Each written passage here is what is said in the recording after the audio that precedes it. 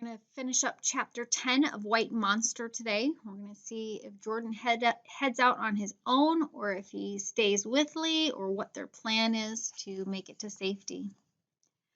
Jordan stepped back then, shocked out of his anger by Lee's words. He took a deep breath, waiting for his heartbeat to slow. What am I doing? He asked himself. It's my fault that we're here in the first place, and it'll be my fault, not Lee's, if we freeze to death.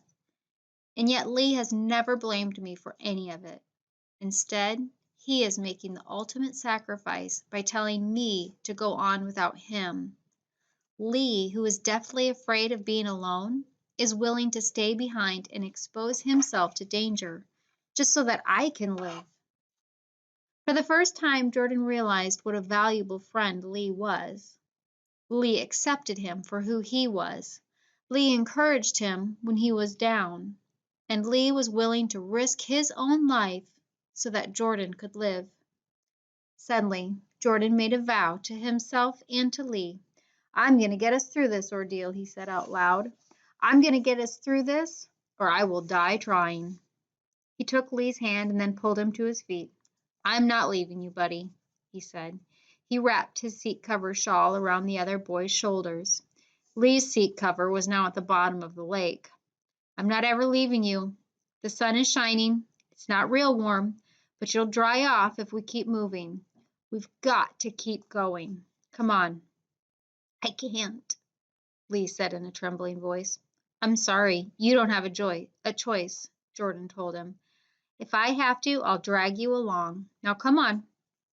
Lee slowly followed Jordan back to the road. The going was becoming easier now. The road was more downhill, and there was much less snow. Jordan did not know exactly what the elevation was that they were at, but he noticed that the pine trees started to look different. They were shorter and scrubbier looking. That probably meant that they were getting to the lowlands.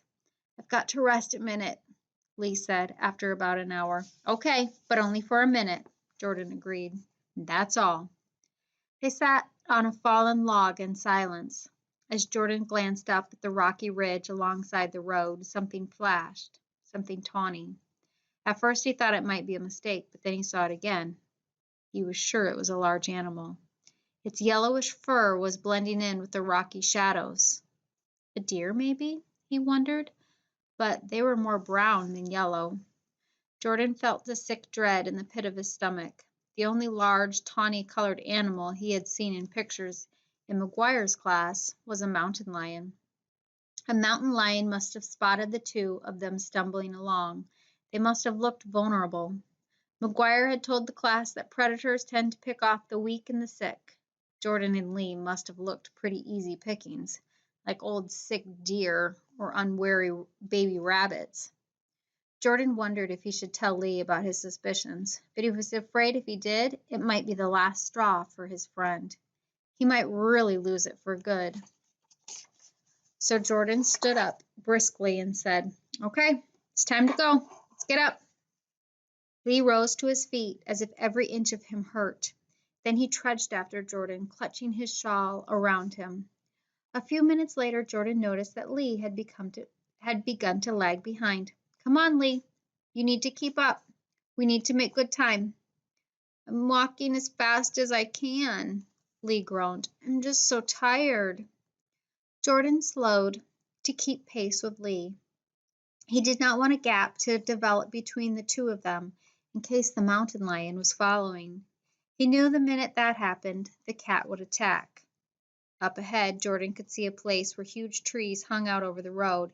He figured that if the cat managed to jump into one of the trees, it could easily spring down on one of them, and he began nudging Lee off the road into the deeper snow. What are you doing? Lee asked, heading back to the pavement. I want to walk on the road. No, Lee, don't, Jordan said, steering him off the road again. Walk over here, by me. Lee pulled away. I'm too tired to get through the deep snow. Jordan glanced down the road.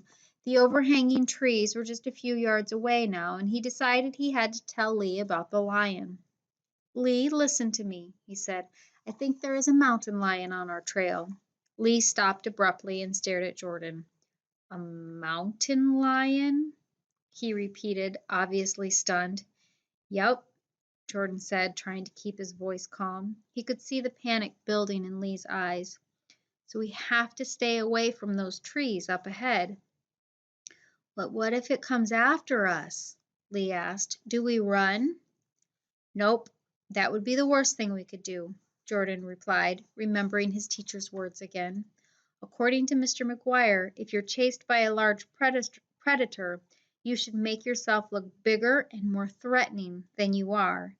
He said that's what some animals do to avoid being killed. So we need to find something big, like some really long branches. If the cat comes at us, we'll hold the branches at our side so we look even bigger than we are.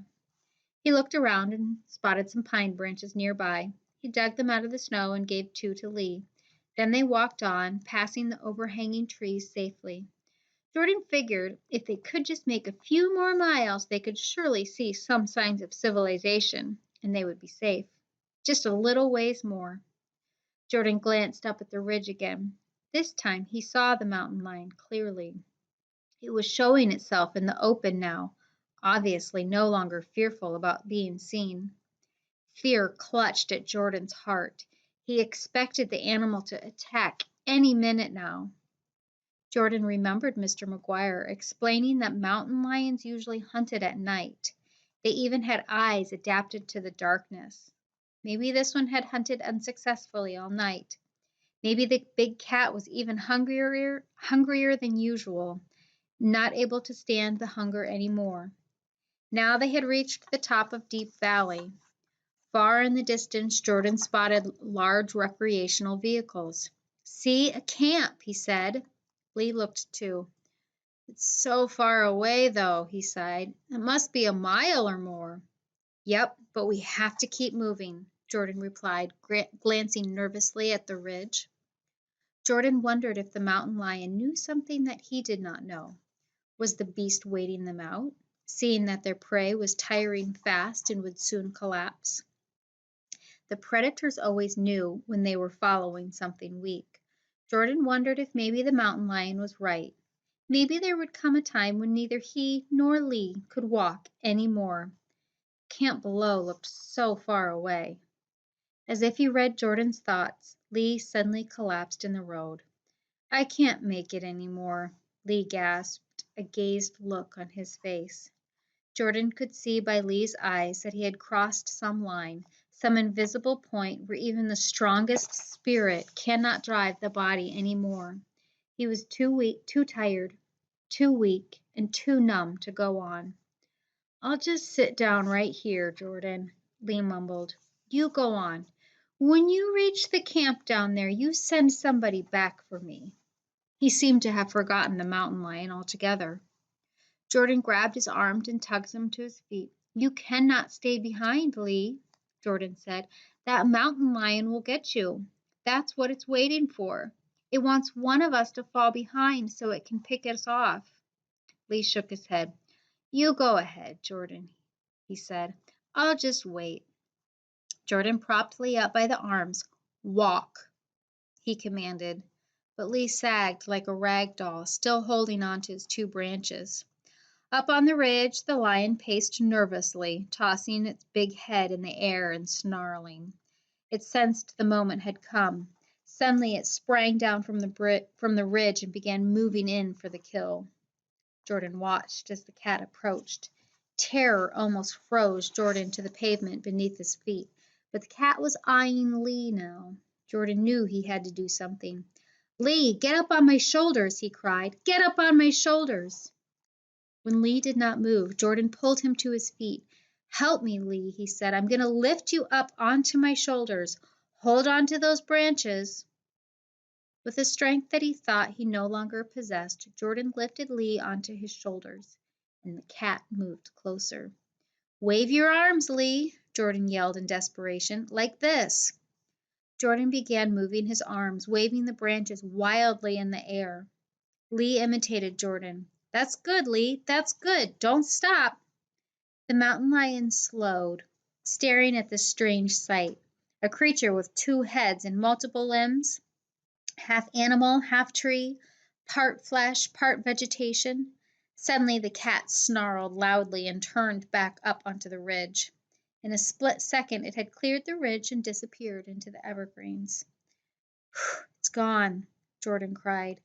Lee, the mountain lion is gone. We have scared it away. He couldn't believe he had actually confronted a mountain lion and prevented it from attacking them. That's good. That's good, Lee mumbled as Jordan carefully lowered him to the ground. Only another mile or so, Lee, Jordan urged. Just one more mile and we'll be at that camp. There are people down there. Can you make it? Here, let me help you. He draped Lee's arm around his shoulder. Then, can you make it now?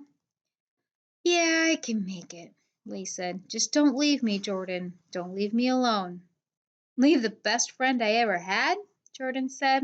Never. As they made slow but steady progress towards the campgrounds, Jordan realized that he was going to get another chance to tell his parents how wrong he had been. That's when he made his second vow of the day. From now on, he told himself, I will be a better son. I will do my chores and I will try harder in school. And I'll let Mom and Dad know how much I appreciate them and the opportunities that they are trying to give me. Jordan made a final vow, too, that he would personally thank Mr. McGuire for being such a good teacher and for giving him that D on his progress report. And that is the end of White Monster. I hope you enjoyed this book, and I hope you enjoyed just a little time each day to sit back and listen to a story, and hopefully we can all be back together at West Middle School again.